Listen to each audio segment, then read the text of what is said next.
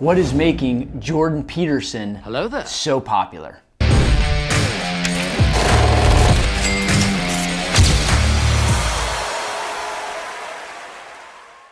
I'm Dr. Dan, I'm a coach, I'm a neurostrategist. I get passionate about the brain. In this video, we're gonna break down why Jordan Peterson influences the brain so well. So I can remember just a year and a half ago when I was telling a buddy who's well-versed in who's who, had no idea about Jordan Peterson. And so Jordan has come on strong in the last year and a half. And I've probably known him for the last couple years, maybe 2.5 years ago. And to be honest, I first saw him talking about feminism and really kind of breaking down the inaccuracies that most people believe about that. And it caught my attention. And what hit me most is his intellectual capabilities and the depth that he has when asked questions. But there's more to it than meets the common eye. And I want to break down how Jordan influences the brain so you literally can't avoid him. Even if you don't agree with him, you still tune in and watch. But before I dive into the key strategies that he implements that you also can implement to become a better communicator, I want to show you a clip I was watching where Jordan points out the importance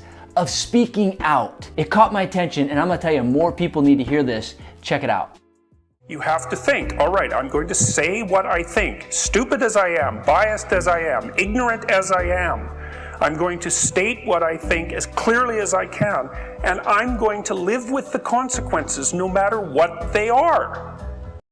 I'll tell you this, I wholeheartedly agree with Jordan when he says you have to be willing to speak out.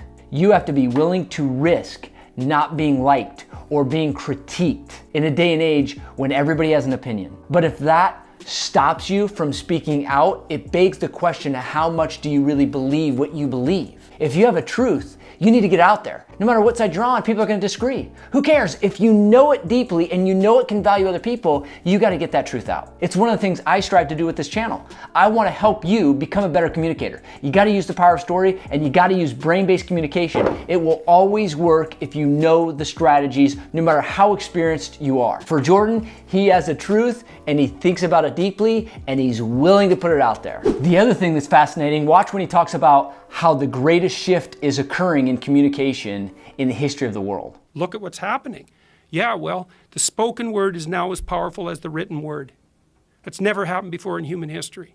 So if you haven't been inspired to start your own YouTube channel or podcast, I hope you are now. The best time to plant a tree was 20 years ago. Second best time is today. If you could have been running Facebook ads 10 years ago when they started, you could have sold anything to anyone for such a low price. When you get in on something in its earlier stages, you will have success just by being timely. Having a pony in the race of this communication game online is so critical to getting your truth to the world. The other thing I'm often reminded of is even in my own life, when I'm at the gym, when I'm driving, when I'm taking the dog for a walk, I'm always listening to something, either a podcast or a YouTube video. And so that's how I consume information, an audiobook or a specific message. I'm consuming it through the spoken word more than I am the written word. And this is why it is so compelling right now to be a great communicator. And the experts agree, Jordan has some unique capabilities and gifts that separate him as one of the greatest communicators of our time. So when I study him, I like to know how he describes how he's arrived at becoming a better communicator. And so as a kid that asked him this question, check out how he responds. Well, there's a couple of things. It helps to read a lot. It really helps to write. So if you want to make yourself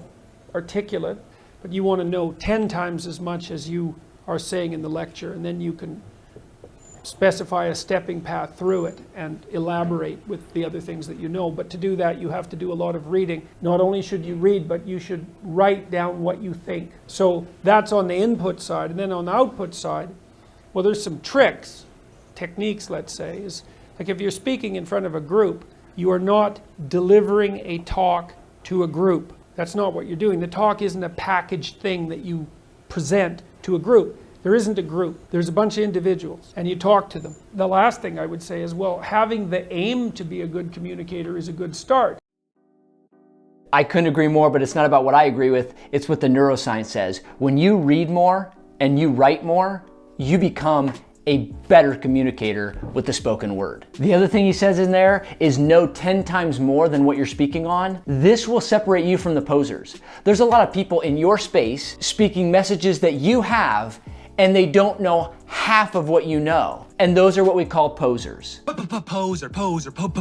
So what I'm telling you, and I'm agreeing with Jordan, you know something deeply, it comes out in your conviction, and it comes out in your passion, and it comes out in your communication. You can't shortcut knowledge and knowing something deeply. Jordan's so great at this, but you also need to be great at this. And when you are, you separate yourself. And I love that last part where he said, you're never speaking to a group. You're speaking to an individual amongst other individuals that make up the group. And I really wish I would have learned this early on. I joined a Toastmasters group before I started my first business because somebody said, in order to be a great communicator, join a Toastmasters group. I didn't realize the second week I was gonna be thrown up to do a 5-minute talk. I literally went up there with a card in my hand and I was shaking. So much so, the head guy of the Toastmasters group asked me out to lunch, and he said, "Are you sure you want to be part of this group?" He was worried about my own mental health. He knew the stress that I was under when I was delivering to a group of people because it was clear in my body language and in my voice. I was so scared when I had to present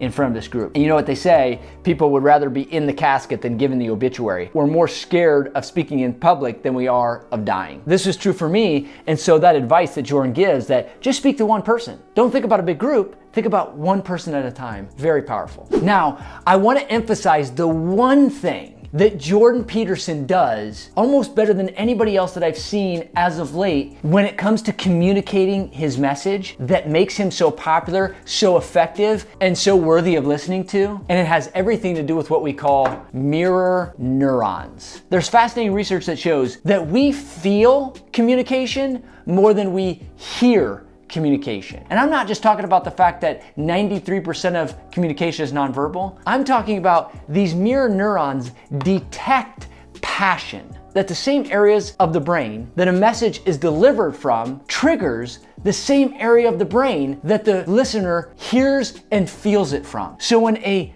communicator communicates with passion and conviction and a depth of understanding, they literally translate that into the brain of its listeners. For Jordan, he loves his subject matter, he believes in it deeply, and he's willing to fight for that message because you can tell he cares about people. He shows it with his entire being when he communicates. What makes Jordan Peterson an excellent communicator is his use of body language. He uses his hands a lot, and it's very effective. Some would say, well, he's speaking with his hands. No, he's just passionate about his message, and that comes out in his body language, particularly his hands. Ironically enough, there was research that shows that the greatest TED Talks were ones with communicators who actually had a lot of hand gestures, and the worst ones were with people who had little hand gestures. The second thing he does is facial expressions and eye contact. Jordan Peterson has a lot of expression on his face because he cares about his message. The hack or shortcut, if there was one, to having better body language when you communicate is that you're convicted of your message. When you're convicted, it genuinely comes out of you. And so Jordan does this well with his facial features and with his eye contact. And then finally, his tone is so effective. He goes up, He goes down. He yells, he whispers. He cries, he laughs. But it's genuine. It's not something he's trying to manipulate or try to manufacture. It literally comes out of him, which goes back to he thinks about his content deeply. He knows it so well, he's passionate about it, and he's excited about his listener actually understanding it. There you have it. Jordan Peterson is not going anywhere anytime soon. You will continue to see him rise because of the depth of his knowledge, the importance of the topics that he speaks on, and the value they bring, and his ability to communicate it so effective. So if you have a big message and you have a mission and you're trying to get people to understand it and do something with it, I would love to help. It's something we do all day, every day, is help leaders take their message to the masses. So look below, click the link, hit subscribe. Dr. Dan, I'm out.